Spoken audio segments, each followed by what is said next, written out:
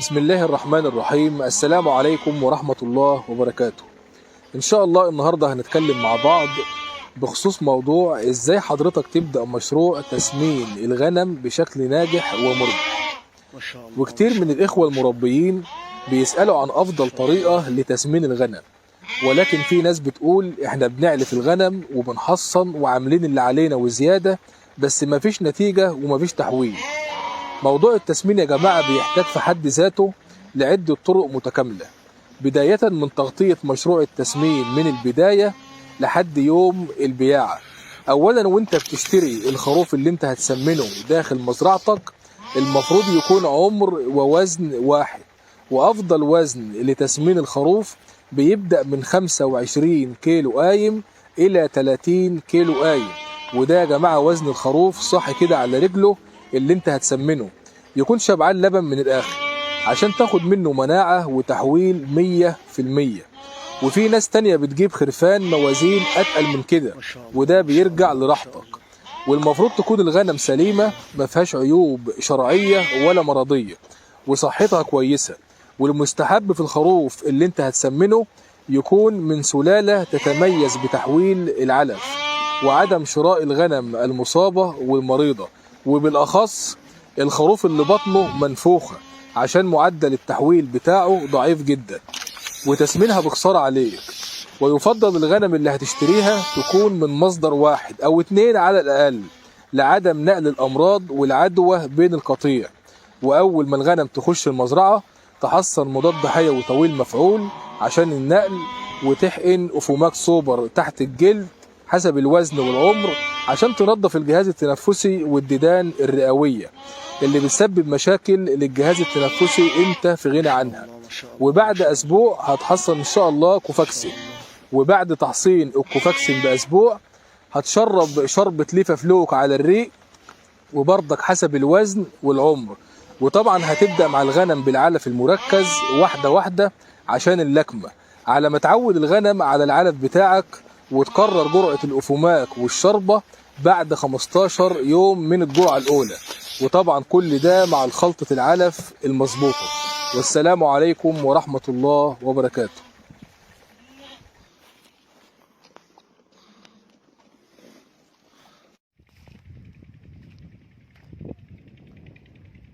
ما شاء الله تبارك الله. الله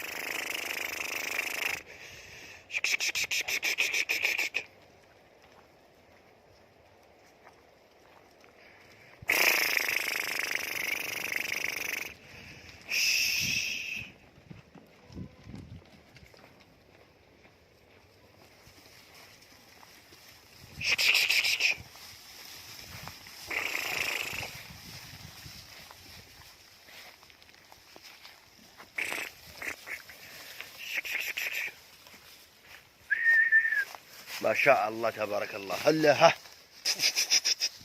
الله أكبر. بسم الله توكلنا على الله ولا حول ولا قوة إلا بالله العظيم. ما شاء الله تبارك الرحمن. يا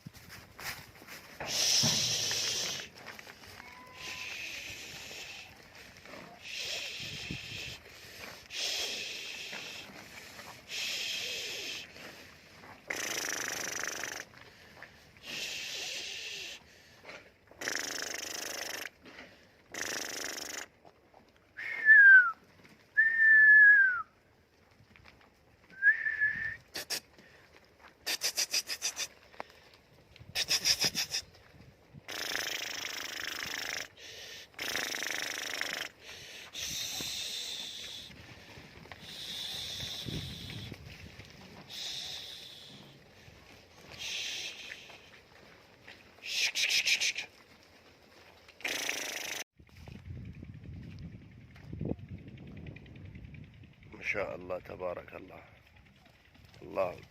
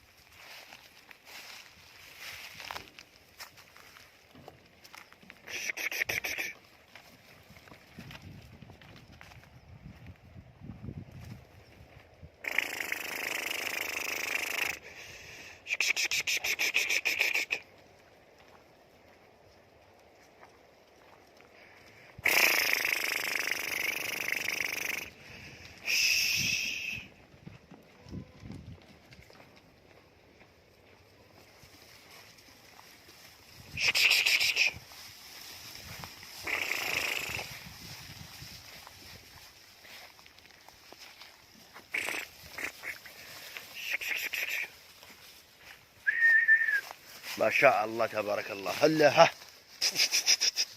الله أكبر. بسم الله توكلنا على الله ولا حول ولا قوة إلا بالله العظيم. ما شاء الله تبارك الرحمن. يا